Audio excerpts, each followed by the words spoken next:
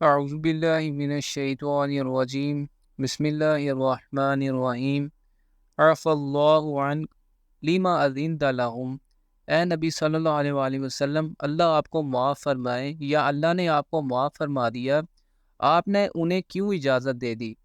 یعنی آپ صلی اللہ علیہ وآلہ وسلم کے پاس کوئی منافق آیا اور اپنی کسی مجبوری کا بہانہ بنا کر جہاد سے رخصت چاہی، تو نبی صلی اللہ علیہ وآلہ وسلم نے اپنی نرم مزاجی کی وجہ سے اسے اجازت دے دی۔ اب اس شخص کو تو گویا سند مل گئی کہ میں نے حضور صلی اللہ علیہ وآلہ وسلم سے رخصت لے لی ہے۔ جہاد کے لیے نکلنے کا ارادہ تو اس کا تھا ہی نہیں، مگر اجازت مل جانے سے اس کی منافقت کا پردہ چاک نہیں ہوا۔ اجازت نہ ملتی تو واضح طور پر معلوم ہو جاتا کہ اس کا حضور صلی اللہ علیہ وآلہ وسلم کے ساتھ جانے کا ارادہ تھا بھی یا نہیں۔ اس طرح کئی منافقین آئے اور اپنی مجبوریوں کو بہانہ بنا کر آپ صلی اللہ علیہ وآلہ وسلم سے رخصت لے گئے۔ حتیٰ یتبین لک الذین صدقوا وتعلم الکاذبین، یہاں تک کہ آپ صلی اللہ علیہ وآلہ وسلم کے لیے واضح ہو جاتا کہ کون لوگ سچے ہیں، اور آپ صلی اللہ علیہ وآلہ وسلم یہ بھی جان لیتے کہ کون جھوٹے ہیں۔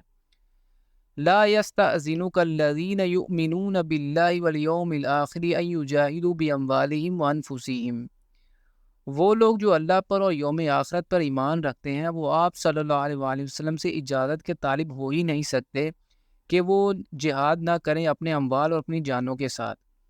واللہ علیم بالمتقین، اور اللہ متقی بندوں سے خوب واقف ہے۔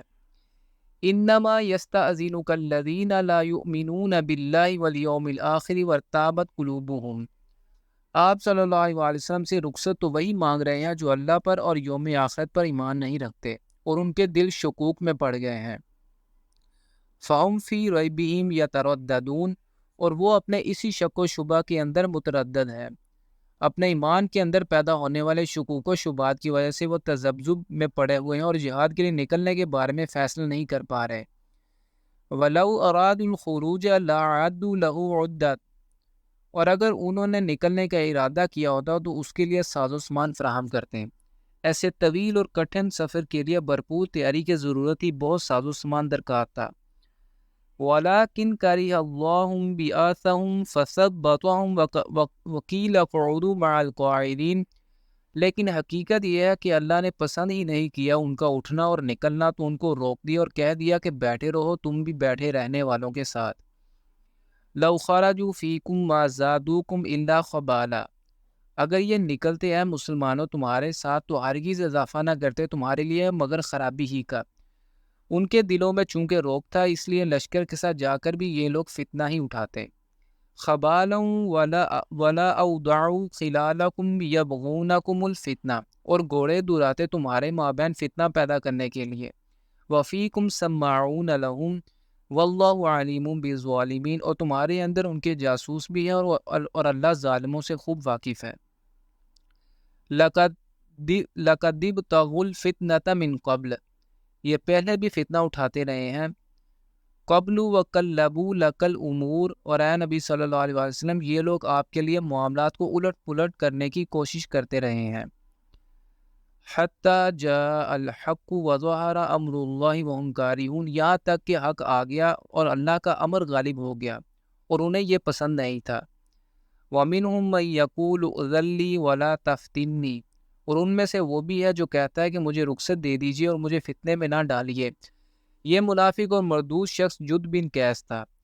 جب نبی صلی اللہ علیہ وآلہ وسلم نے غزوہ تبوک کے لیے تیاری کا اعلان فرمایا تو یہ شخص آپ صلی اللہ علیہ وآلہ وسلم کے پاس حاضر ہوا اور عجیب استہزائیہ انداز میں آپ صلی اللہ علیہ وسلم سے رخصت چاہی کہ حضور مجھے تو رہنے ہی دیں، کیونکہ میں حسن پرست کا قسم کا انسان ہوں اور لشکر جا رہا ہے شام کے علاقے کی طرف، جہاں کی عورتیں بہت حسین ہوتی ہیں۔ میں وہاں کی خوبصورت عورتوں کو دیکھ کر خود پر قابو نہیں رکھ سکوں گا اور فتنہ میں مبتلا ہو جاؤں گا، لہٰذا آپ مجھے اس فتنے میں مت ڈالیں اور مجھے پیچھے ہی رہنے دیں۔ الا فی الفتنۃ سقطوا، آگاہ ہو جو فتنے میں تو یہ لوگ پڑ چکے۔ وَإِنَّ جَهَنَّمَ لَمُحِيطَةٌ بِالْكَافِرِينَ، اور یقیناً جہنم ان کافروں کا احاطہ کیے ہوئے ہیں۔ ان تصبک حسنۃ تسؤہم، اے نبی صلی اللہ علیہ وآلہ وسلم اگر آپ کو کوئی اچھی بات پہنچتی ہے تو انہیں وہ بری لگتی ہے، اگر آپ صلی اللہ علیہ وسلم کو کوئی کامیابی ملتی ہے تو یہ انہیں ناگوار گزرتی ہے۔ وَإِن تُصِبْكَ مُصِيبَةٌ يَقُولُوا قَدْ أَخَذْنَا أَمْرَنَا مِنْ قَبْلُ، اور اگر آپ صلی اللہ علیہ وآلہ وسلم کو کوئی تکلیف آ جاتی ہے تو کہتے ہیں کہ ہم نے تو اپنا معاملہ پہلے ہی درست کر لیا تھا۔ وَيَتَوَلَّوْا وَهُمْ فَرِحُونَ، اور وہ لوٹ جاتے ہیں خوشیاں مناتے ہوئے۔ قُل لَّن يُصِيبَنَا إِلَّا مَا كَتَبَ اللَّهُ لَنَا هُوَ مَوْلَانَا، آپ صلی اللہ علیہ وآلہ وسلم کہہ دیجئے کہ ہم پر کوئی مصیبت نہیں آ سکتی سوائے اس کے جو اللہ نے ہمارے لیے لکھ دی ہو، وہی ہمارا مولا ہے۔ وَعَلَى اللَّهِ فَلْيَتَوَكَّلِ الْمُؤْمِنُونَ، اور اللہ پر ہی توکل کرنا چاہیے اہل ایمان کو۔ قُلْ هَلْ تَرَبَّصُونَ بِنَا إِلَّا إِحْدَى الْحُسْنَيَيْنِ، ان سے کہیے کہ تم ہمارے بارے میں کس شے کا انتظار کر سکتے ہو سوائے دو نہایت عمدہ چیزوں میں سے کسی ایک کا۔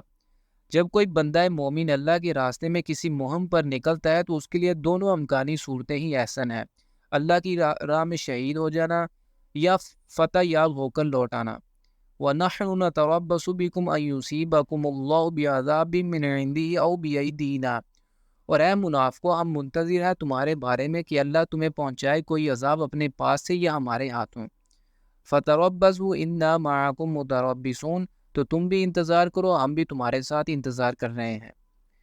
قُلْ أَنفِقُوا طَوْعًا أَوْ كَرْهًا لَن يُتَقَبَّلَ مِنكُمْ إِنَّكُمْ كُنتُمْ قَوْمًا فَاسِقِينَ، کہہ دیجئے کہ چاہے خوشی سے خرچ کرو یا مجبوری سے، تم سے قبول نہیں کیا جائے گا، اس لیے کہ تم نافرمان لوگ ہو۔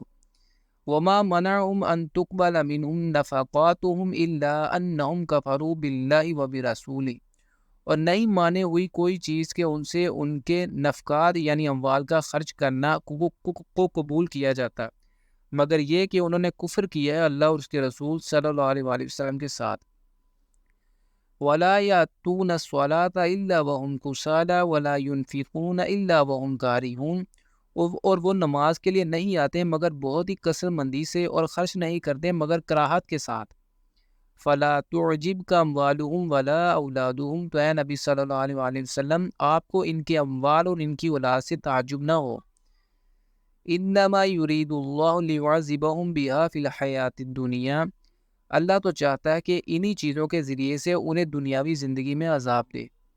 وَتَزْهَقَ أَنفُسُهُمْ وَهُمْ كَافِرُونَ، اور ان کی جانیں نکلیں اسی کفر کی حالت میں۔ وَيَحْلِفُونَ بِاللَّهِ إِنَّهُمْ لَمِنْكُمْ، اور وہ اللہ کی قسمیں کھا کھا کر کہتے ہیں کہ ہم بھی آپ لوگوں کے ساتھ ہیں۔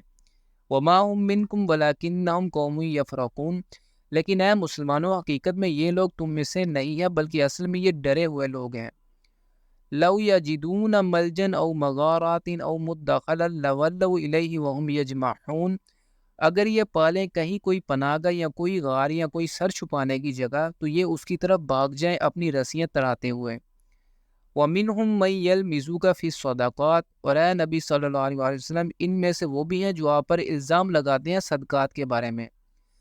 زکوٰۃ و صدقات کا مال رسول اللہ صلی اللہ علیہ وآلہ وسلم خود تقسیم فرماتے تھے۔